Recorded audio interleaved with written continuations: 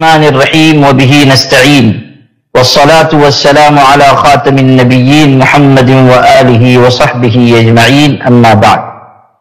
مسلمانوں نے رضا الہی کی خاطر اپنی زمینیں، اپنی جائیدادیں، اپنی ملکیت کی چیزیں اللہ کی راہ میں وقف کی ہیں۔ وقف خالص شرعی اور دینی مسئلہ ہے۔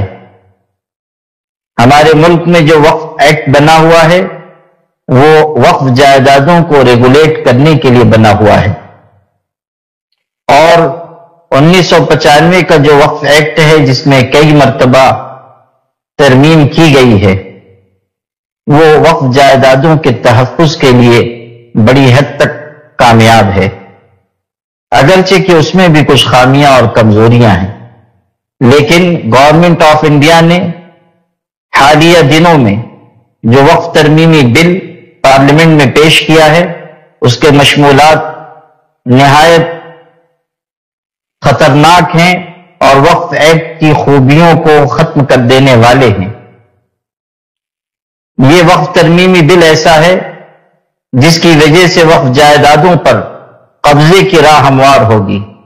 اسی طرح وقف جائیدادوں کی حیثیت اور نوعیت تبدیل کرنے کا اختیار کلکٹر کے ہاتھ میں آ جائے گا، اور نئے وقف کرنے کے سلسلے میں بھی دشواریاں پیش آئیں گی۔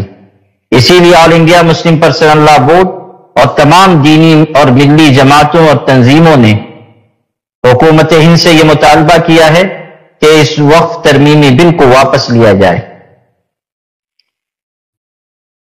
گورنمنٹ نے وقف ترمیمی بل پارلیمنٹ میں پیش کیا اور یہ وہاں کامیاب نہیں ہو سکا، اسے جوائنٹ پارلیمانی کمیٹی کو بھیج دیا گیا۔ جوائنٹ پارلیمانی کمیٹی نے پبلک سے، اسٹیک ہولڈر سے، ماہرین سے، این جی اوز سے اور عام لوگوں سے رائے طلب کی ہے کہ وہ وقف ترمیمی بل کے سلسلے میں اپنی تجویز یا رائے بھیجیں۔ اس سلسلے میں یہ عرض ہے کہ مسلمانان ہند کو بڑی تعداد میں اپنی رائے جے پی سی کو یعنی جوائنٹ پارلیمانی کمیٹی کو بھیجنی چاہیے۔ اس سلسلے میں آل انڈیا مسلم پرسنل لا بورڈ نے ایک کیو آر کوڈ جاری کیا ہے جس کے ذریعے آپ آسانی کے ساتھ اپنی رائے جے پی سی کو بھیج سکتے ہیں۔ اس سلسلے میں ائمہ مساجد سے یہ گزارش کی جاتی ہے کہ آل انڈیا مسلم پرسنل لا بورڈ کی جانب سے جو کیو آر کوڈ جاری کیا گیا ہے، آپ اسے اپنی اپنی مساجد میں چسپاں کروائیں اور اپنے مصلیوں کو ترغیب دیں کہ وہ ضرور ای میل کے ذریعے اپنی رائے بھیجیں۔ اسی طرح جو علاقائی اور مقامی تنظیمیں ہیں، ادارے ہیں، ان سے گزارش ہے کہ وہ بھی اپنے طریقے سے اور اپنے وسائل کو استعمال کرتے ہوئے کیو آر کوڈ کو لوگوں تک پہنچائیں اور انہیں ترغیب دیں۔ بہت سارے ایسے نوجوان ہیں جو سوشل میڈیا پر ایکٹیو ہیں، ان کی بھی ذمہ داری ہے کہ وہ اپنے ساتھیوں کو، اپنے دوستوں کو کیو آر کوڈ بھیجیں اور وقف ترمیمی بل کے سلسلے میں یہ رائے دیں کہ وقف ترمیمی بل ہمیں منظور نہیں ہے، حکومت کو اسے واپس لینا چاہیے۔ یہ وقف ترمیمی بل اوقاف جائیدادوں کی حفاظت کو غیر یقینی بنا دے گا۔ اسی طرح بہت سارے ایسے تعلیم یافتہ حضرات ہیں جو تفصیل سے وقف ترمیمی بل پر رائے دے سکتے ہیں۔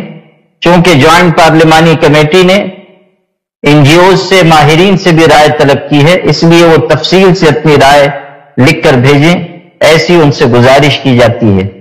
ہماری بہت ساری بہنیں ہیں جو سوشل میڈیا کا استعمال کرتی ہیں، ان کی ذمہ داری ہے کہ وہ خود بھی کیو آر کوڈ کو استعمال کر کے اپنی رائے بھیجیں اور دوسری بہنوں کو بھی اس جانب متوجہ کریں۔